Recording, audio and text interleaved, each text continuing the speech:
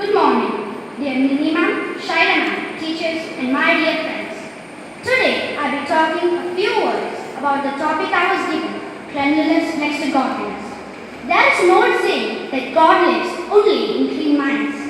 Cleanliness next to godliness means cleanliness leads the way to godliness or goodness. Cleanliness shows clean character of a person through his or her good personality and clean dresses. People with good character become moral and religious in their lives. Cleanliness is perhaps not godliness, as we cannot do what God does, but it is next to being godly, as we are helping others to be in good health and to be good.